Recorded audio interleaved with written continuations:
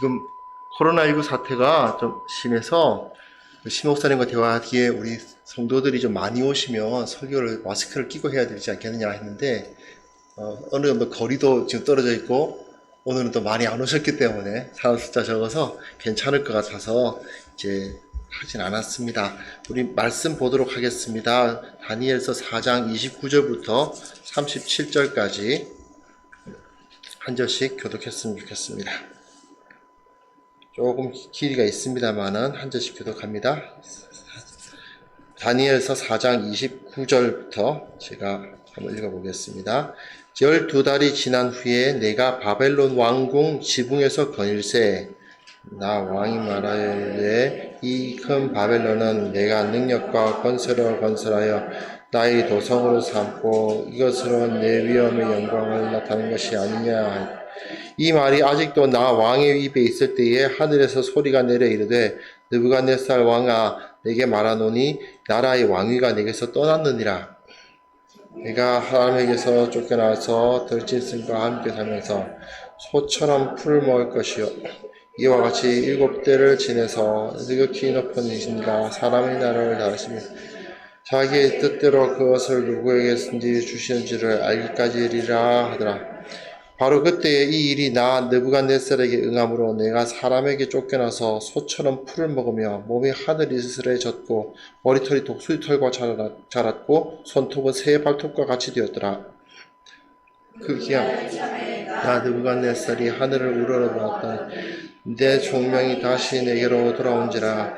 이에 내가 지극히 높으신 이에게 감사하며 영생하신 이를 찬양하고 경배하노니 그 권세는 영원한 권세요 그 나라는 대대이니 땅의 모든 사람들을 없는 것 같이 여기시며 하늘의 군대에게든지 땅의 사람에게든지 그는 자기 뜻대로 행하시나니 그의 손을 금하든지 혹시 이르기를 내가 무엇을 하느냐고 할 자가 아무도 없도다.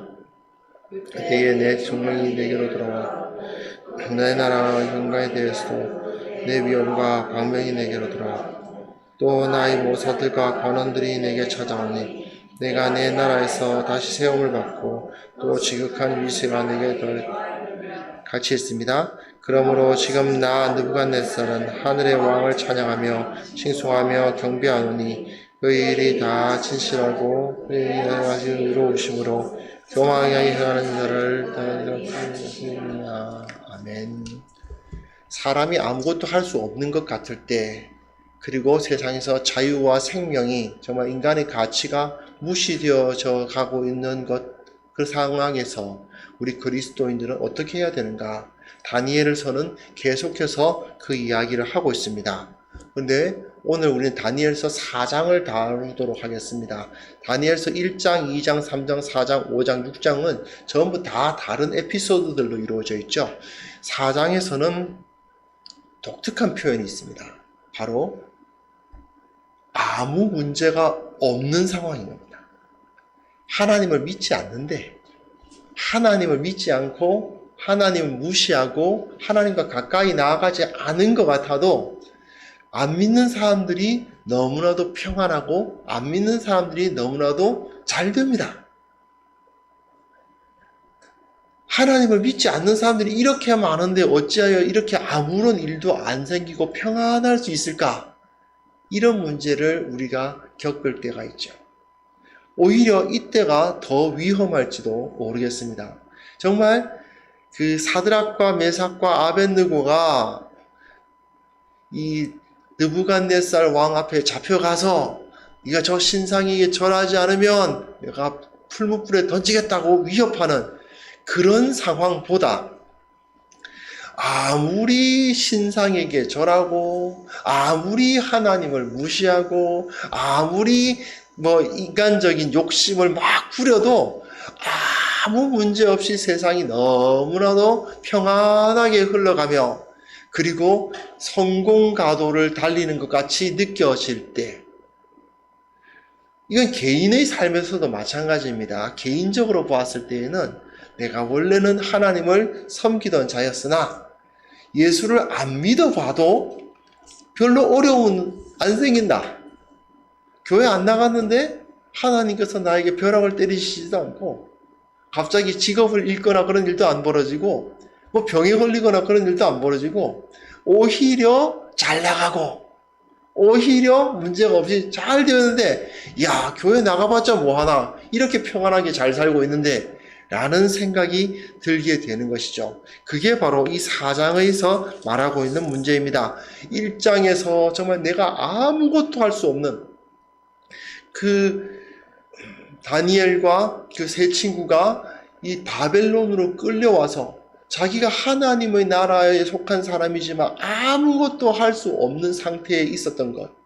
또 2장에서 인간의 힘으로 전혀 내가 잘못한 것이 아무것도 없음에도 불구하고 갑자기 재앙이 벌어졌을 때, 정말 나는 잘못한 것이 없는데 세상에서 어려움이 벌어졌을 때, 또 세상에서 하나님을 믿는 사람들을 욕하고 공격하고 핍박하고 자유와 생명이 무시되는 그러한 상황에서 있을 때보다 어쩌면 이런 때가 우리를 더 강하게, 또는 강하다기보다는 뭐랄까요, 더 치명적으로 우리들을 넘어뜨리는 것이 아닐까 생각하게 됩니다. 오늘 읽지 않았습니다만은 한번 4절부터 한번 보겠습니다. PPT가 준비되어 있을 텐데요.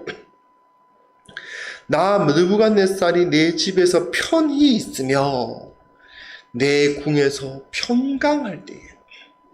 4장 첫 번째 그겁니다. 4장은 느부갓네살의 포고문 형식으로 기록되어 있는데요. 그때가 어떤 상황이었느냐? 내 집에 있었다.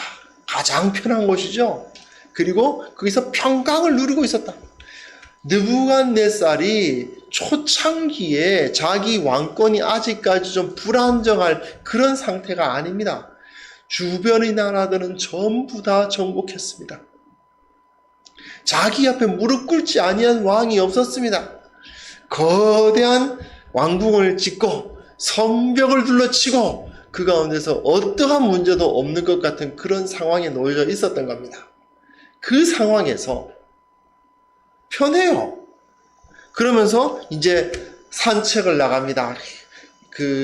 지금은 물론 남아있지 않지만 이 기록에 의하면 바벨론의 느부갓네살이 지은 이 공중정 하늘 정원이라는 게 있답니다.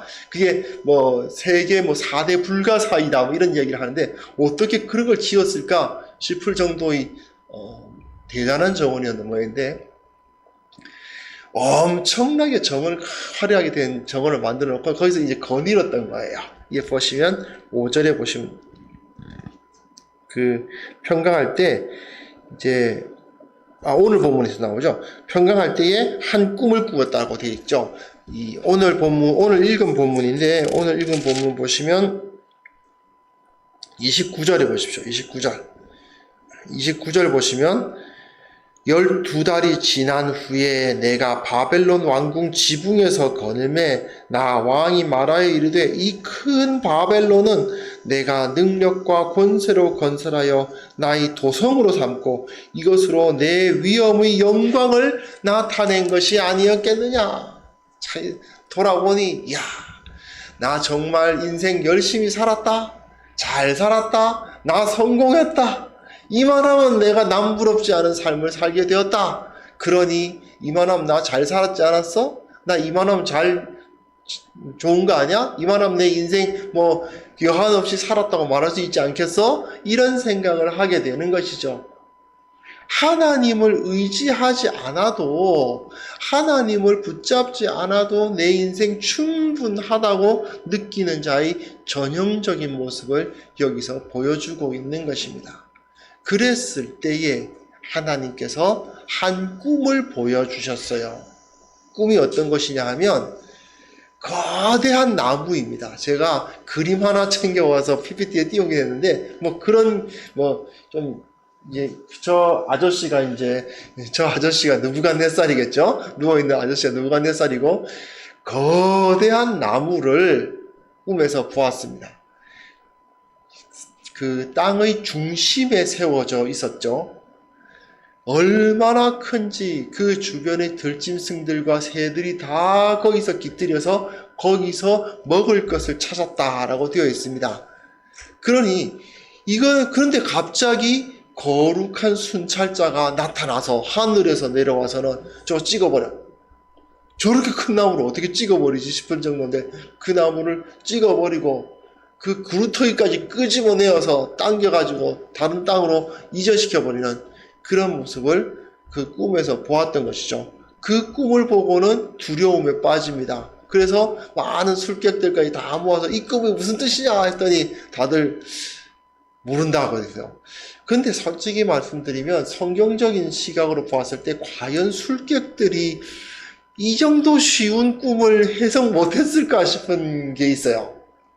왜냐하면 너무 명백하거든요. 어떻게 보면 또 다르게 생각해보면 감히 그 해석을 말하지 못했을 수도 있습니다.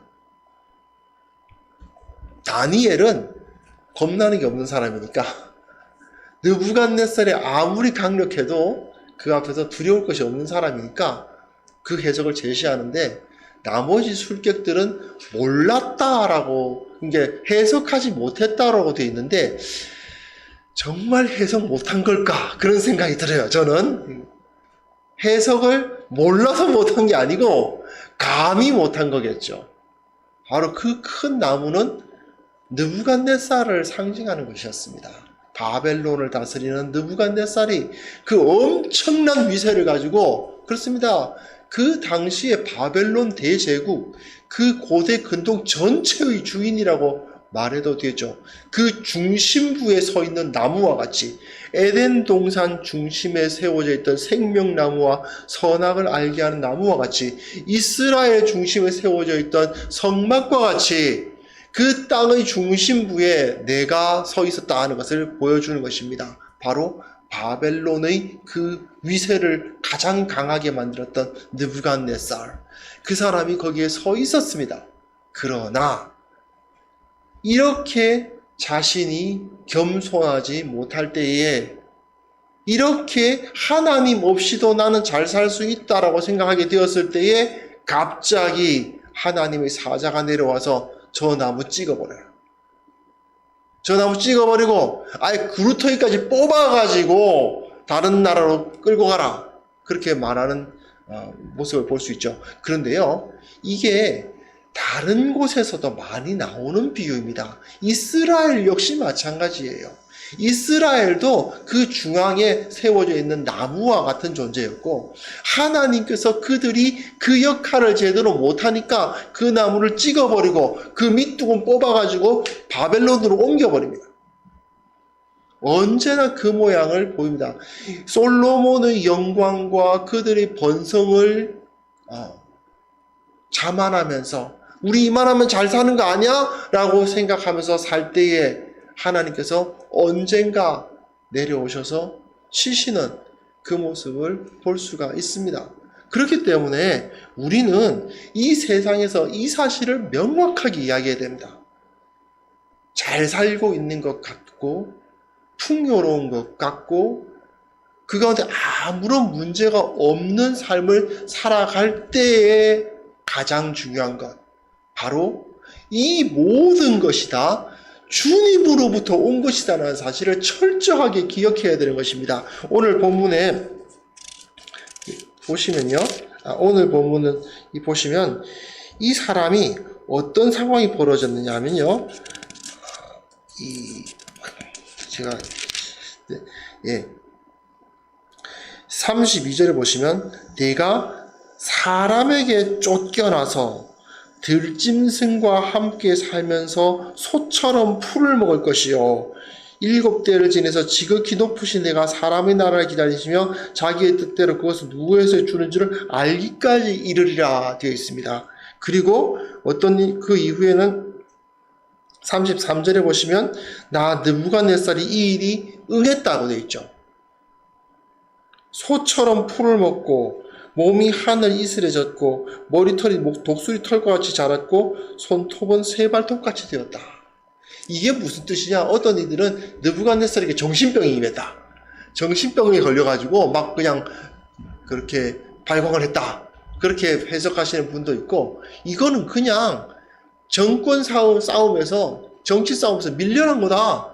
어떤 누군가가 반역을 해가지고 느부갓네살을 쳤고 도망을 가니까 어떤 상황이 벌어지냐 먹을 게 없어가지고 풀을 뜯어먹지 않으면 뭐 길바닥에 나는 풀이라도 뜯어먹지 않으면 안 되는 상황에 처하고 잘 곳이 없어가지고 하늘 이슬을 그대로 맞아야 되는 상황에 처하고 그리고 머리카락을 자를 수가 없어서 뭐 자를 수 있는 칼 이런 게 없어가지고 머리카락은 그냥 독수리 털처럼 막 자라고 손톱을 깎을 수가 없어서 이게 손톱이 자라면 이렇게 굽거든요. 이렇게 자라면 빙빙 돌고 꼬이거든요.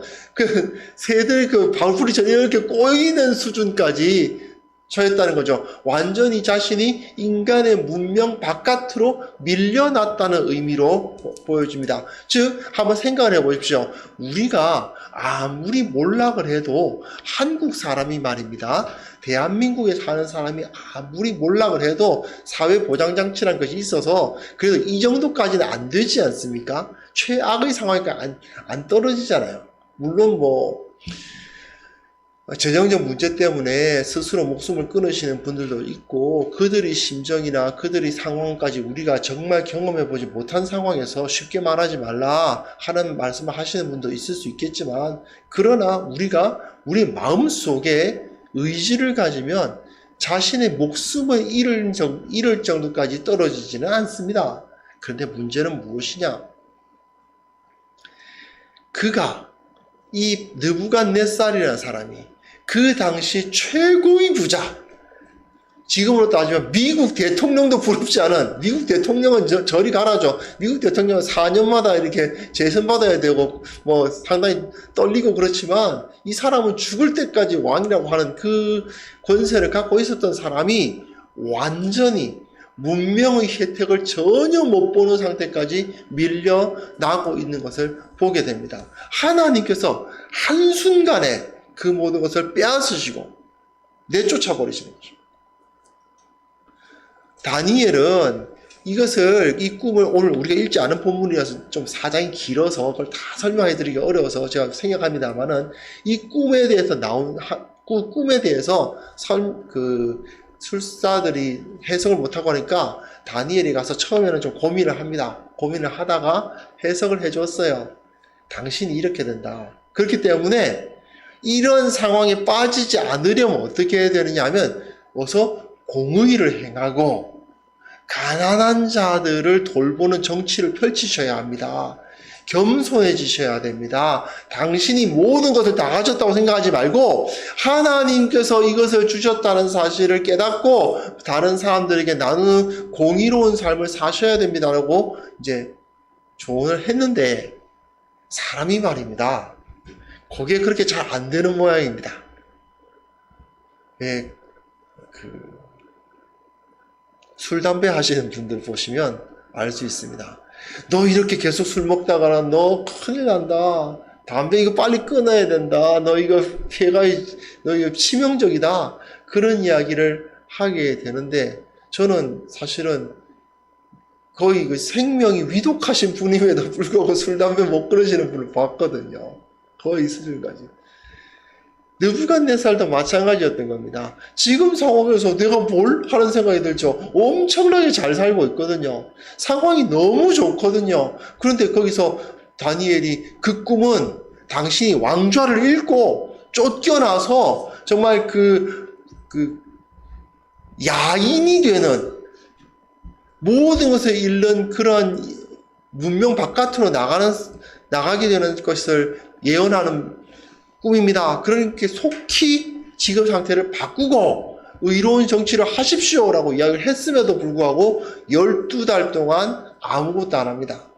12달 동안 그냥 이만하면 나 잘 살고 있지 않아? 이러고 있었던 겁니다. 왜 그럴까요? 눈앞에 안 닥치면요 아무리 경고를 해도 모르는 게 인간인 모양입니다. 그거는 옆에서 보는 사람들이 볼 때는 왜 저럴까 싶은데 자기는 늘 그런가 봐요. 인간이라는 존재가 그런가 봅니다. 그런데 결국 12달 후에 그 일이 일어나 버린 것이죠. 여러분 우리는 그 당시 최고의 권력자, 최고의 부자였던 느부갓네살의 모습을 통해서 우리가 지금 누리고 있는 것에 대한 경계심을 가져야만 된다고 생각합니다. 언제 이 대한민국의 부가 사라져 버릴지 우리는 모르는 것입니다. 저는 아직까지도 1997년을 IMF 사태가 일어날 때를 기억합니다. 수많은 가장들이 단 몇 달 전까지만 해도 굉장히 안정적이고 굉장히 탄탄하게 그 가정을 이끌고 가고 있었던 것처럼 보였던 사람들이 갑자기 노숙자로 전락하는 것을 저는 보았습니다. 그때 제가 어떻게 세상에서 이런 일이 일어날 수 있을까? 생각해보니 그 이전에 대한민국이 누리고 있었던 그 부는 어떻게 보면 사상 누각이었구나라는 것을 깨닫게 됩니다. 너무나도 아름답고 너무나도 찬란하게 세워놓았지만 하나님을 온전히 의지하지 아니하고 말씀의 법도를 따르지 아니하고 가장 정의로운 길을 추구하지 아니하면 언제 무너질지 모르는 것입니다. 우리가 지금 누리고 있는 이 건강이 우리가 하나님을 온전히 의뢰하지 아니했을 때 언제 사라질지 모른다는 것을 우리는 반드시 기억해야 됩니다. 왜요? 하나님께서 이것을 주셨고 하나님께서 이것을 언제 되찾으실지 모른다는 것을 인식하는 것이 진정한 경건입니다. 대한민국의 부가 지금 내가 누리고 있는 이 부가 지금 내 통장에 따박따박 쌓이고 있는 이 월급이 내가 지금 따뜻하게 등을 붙이고 살 수 있는 이 집이 영원할 것이라고 생각하고 그리고 그것에서 영원히 평안한 삶이 이어질 거라고 생각하는 것은 우리의 영을 좀먹는 가장 위험한 독소인 것입니다. 우리 어떠한 병균들보다도 어떠한 위협보다도 더 큰 것이 될 수 있습니다. 그러므로 우리는 깨어 있어야 됩니다. 주님께서 언제 오실는지 모른다고 예수님께서 왜 그렇게 말씀하시겠습니까? 왜 우리가 하나님의 나라를 이야기하겠습니까? 왜 내가 영원한 생명을 이야기하겠습니까? 그 이유는 한 가지밖에 없습니다. 언젠가 끝이 오기 때문입니다. 인간은 자기가 곧 자신의 인생이 끝난다는 것을 잊어버리고 사는 존재인 것만 같습니다. 내 생명 언젠가 끝난다는 것을 인정하지 않을 때 우리는 이 세상에서 안일하게 살다가 아무런 의미가 없는 헛것들 사이에서 그냥 이리저리 시간을 보내다가 결국은 느부갓네살이 경험한 것처럼 망하고 말 것입니다. 물론 하나님께서는 그 섭리 가운데 느부갓네살을 완전히 쳐내실 생각은 없으셨습니다. 왜냐하면 그 2장에서 나오는 것 같이 금머리, 은가슴, 그리고 노수로 된 배, 그 이후에 그 쇠와 흙으로 만들어져 있는 그 다리와 발 그 신상 이야기에서 나오듯이 그 부분은 제가 열심히 찬찬히 강의를 못했는데요. 하여튼 그게 바로 바벨론, 페르시아, 헬라 그리고 로마 시대를 의미하는 거거든요. 로마 시대에 예수님이 오셔서 이 땅에 하나님의 나라를 만드셔야 되기 때문에 아직 느부갓네살이 망하면 안 돼요.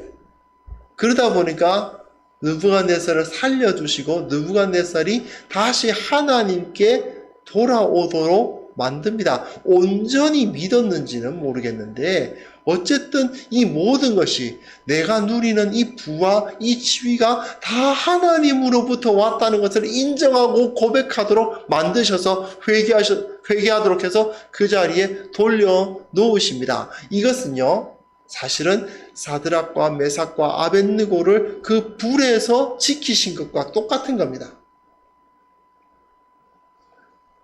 만약에, 이건 3장의 얘기입니다만, 만약에 하나님께서 사드락과 메삭과 아벳느고가 말한 것처럼 그리하지 아니하실지라도 내가 저 신상에게 절하지 않겠습니다 했을 때 정말 하나님께서 그리하지 않으시고 그 세 명의 생명을 거두셨다라고 하면 하나님의 섭리상 바벨론 끝장입니다. 왠지 아십니까? 하나님이 가장 가증하게 여기는 게 뭐겠습니까? 인신제사입니다. 사람을 불에 태워서 신에 바치는 식의 그런 제사를 가장 가증히 여기시죠. 사드락과 메삭과 아벳느고는 하나님의 사람들입니다. 하나님의 사람들을 그런 식으로 대우하고 그런 식으로 죽이고 그 피가, 그러니까 제사를 드릴 때에도 피는 불에 안 태웁니다. 피는 반드시 흘려보내고 나머지를 태워요. 피는 땅으로 돌려보내야 된다고요. 생명을 무시한 자를 하나님께서는 절대로 내버려 두시는 법이 없습니다. 그런데 느부갓네살이, 이 세 사람이 살아난 것이 느부갓네살이 그 왕권을 계속 유지할 수 있는 어떤 은혜예요. 살려주신 거예요, 사실은. 여하튼 하나님께서는 느부갓네살이 비록 예루살렘을 파괴하고 하나님을 온전히 섬기지 않은 이방왕임에도 불구하고 그 섭리상 그 나라를 이어가셔야 되었기 때문에 다시 그가 야인 생활을 한 상황에서 회개하고 하나님께서 그 모든 것을 주셨구나 하는 것을 깨닫게 하고, 그리고 다시 어떤 일이 벌어졌는지 사실은 기록이 없어서 잘 알 수가 없습니다. 어떤 정변이 다시 일어났는지, 느부갓네살을 모시자 하는 어떤 사람들이 모여서 했는지, 아니면 정말 정신병에 걸렸다가 나은 건지 정확하지 않지만 다시 그 자리에 돌아오게 되죠. 그리고 이렇게 다니엘서에 나와 있는 사장처럼 하나님이 아예 자기가 다스리고 있는 그 온 땅에 공포문을 쓴 겁니다. 내가 지금까지는 내가 다스리는 줄 알았고, 내가 이 모든 것의 소유자인 줄 알았고, 모든 사람이 다 나의 무릎 꿇게 만든 내 능력이 내 것을 가능하게 한 줄로 내가 생각을 했는데 아니었다. 그게 아니었다. 나는 그냥 하나님에 의해서 선택을 받았고, 아무런 이유 없이 그냥 선택을 받았고, 하나님이 나를 왕으로 세우셨고, 나에게 이 부를 주셨고, 나에게 이 형통함을 주셨고, 나에게 이 지위를 주셨다는 것을 알았노라. 그러므로 내가 다스리고 있는 이 바벨론의 모든 국민들이여, 위대하신 하나님께서 이 모든 것을 다스리신다는 사실을 인정하라. 이게 바로 다니엘서 4장이거든요. 예. 그 사실을 우리가 개인적으로, 공동체적으로 인정하면서 살지 않으면 우리는 모든 것을 빼앗길 수 있고 모든 것을 잃어버릴 수 있다는 사실을 우리는 다시 한번 기억할 수 있었으면 좋겠습니다. 사실은 우리가 받은 것을 누리는 것은 잘못이 아닙니다. 그건 좋은 거예요. 하나님께서 허락하신 재산, 하나님께서 허락하신 가족, 하나님께서 허락하신 관계, 하나님께서 허락하신 나의 건강, 나의 지식, 여러 가지 것들이 나에게 주어져 있는데 그것을 가지고 누리는 것은 좋은 것입니다. 왜냐? 하나님께서 그것을 우리로 하여금 받아 누리라고 주셨기 때문입니다. 마치 에덴 동산에 있는 수많은 나무의 실과들을 너희는 마음껏 먹으라고 하셨고, 그것이 하나님의 하나의 명령입니다. 그것을 마음대로 누리고 마음대로 즐기는 것이 하나님께서 우리에게 배려해 주신 것이고, 또한 그것을 보면서 기뻐하십니다. 마치 우리가 아이들에게 많은 것, 좋은 것을 주면서 재미있게 놀아, 마음껏 맛있게 먹어, 그렇게 말하는 것과 그렇게 말하는 것과 똑같습니다. 하나님께서는 그렇게 우리에게 허락을 해 주십니다. 하지만 여기서 꼭 필요한 게 있죠. 이 모든 것이 누구로부터 왔는가? 이것이 그냥 당연히 나에게 주어져 있는 것이 아니고, 이것이 그냥 내가 갖는 것이 내 소유, 내가 이것을 소유하는 것이 내 권리가 아니고, 주님께서 우리에게 베풀어 주신 은혜다. 주님이 나에게 주시지 않았으면 나는 정말 아무것도 없이 저 길바닥으로 던져져도 어쩔 수가 없는 존재다 하는 것을 절대로 잊지 말아야 되는 것입니다. 우리가 부유해지면 부유해질수록, 형통하면 형통할수록 이 사실을 잊지 않는 영성으로 우리가 회복될 수 있기를 바랍니다. 점점 더 우리나라가 잘 살아지고 있는 것 같기는 합니다. 물론 모르겠습니다. 저도 세계를 제대로 보고 있는 눈을 갖고 있는지 모르기 때문에 우리나라가 지금 잘 살고 있다, 아니다, 큰 위기로 가고 있다, 이렇게 저렇게 이쪽 저쪽에서 말씀들을 하는데, 정확하게 어떤 일이 일어날지, 특히 미래에 어떤 일이 일어날지 알 수 있는 사람이 누가 있겠습니까? 그렇지만 사람들은 점점 더 지금 우리가 누리고 있는 것들이 그냥 당연히 있는 것이냐, 당연히 나에게 있었던 것이고 여전히 있을 것이고 끝까지 유지될 것이라고 생각하면서 살아가는 것만 같습니다. 사실은 가장 심각한 어리석음이죠. 왕이 자기 왕권이 영원할 거라고 착각하는 것과 같이 우리의 재산이 영원할 것이다. 나의 총명이 영원할 것이다. 나의 건강이 영원할 것이다. 내가 지금 누리고 있는 이 인간관계가 영원할 것이다 라고 생각하는 것만큼 어리석은 것이 없습니다. 반드시 우리는 이 사실을 기억해야 됩니다. 주님께서 주셨습니다. 매 순간마다 우리가 기도해야 하는 이유가 그것입니다. 매일 새끼 밥을 먹을 때마다 앞에서 기도하는 이유가 무엇입니까? 이것이 하나님으로부터 왔다는 것을 기억하기 위함 아닙니까? 우리는 그 사실을 잊지 않는 지혜를 가져야만 하겠습니다. 그리고 내 것이 아니기에, 주님께서 주신 것이기에 나눌 수 있고, 내 것이 아니기에 함께 누릴 수 있는 그러한 지혜까지도 우리가 가질 수 있기 바랍니다. 그렇게 했을 때 느부갓네살과 같이 소처럼 풀을 먹고 하늘 이슬을 맞으며 머리카락은 독수리 깃털처럼 자라고 손톱은 새뿌리처럼 꼬아지는 그런 일은 사실 우리들에게 있지 않을 것입니다. 주님께서 주시는 은혜를 인정하고 은혜를 누리며 사는 참된 지혜자로서 이 세상 가운데 살아갈 수 있기를 바랍니다. 이것이 바로 믿지 않는 이 세상 가운데로 보냄을 받은 그리스도인들의 가장 중요한 덕목입니다. 함께 기도하겠습니다. 하나님 아버지, 우리가 식사 시간마다 기도하는 이유는 이 모든 것이 다 주님으로부터 왔다는 것을 잊지 않기 위함임을 다시 한번 되새깁니다. 아침마다 주님께서 하루를 주셨고 저녁마다 또한 잠잘 곳을 주심을 감사하는 이유도 주님께서 베풀어 주신 그 은혜를 잊지 않기 위함임을 다시 한번 되새깁니다. 아버지 하나님, 우리에게 이 모든 것을 주셨는데 우리는 어리석게도 주님이 아니라 세상을 바라보고 하나님의 그 영광이 아니라 주님께서 우리에게 베풀어 주셨다는 그 사실이 아니라 내 거라고 생각하는 것, 나의 통장을 바라보고 내 집에 있는 내가 쌓아놓은 것들을 바라보지 않았는지 주님, 우리가 회개하오니 우리를 붙들어 주시고 변화시켜 주시고 바른 길로 걸어가게 하여 주옵소서.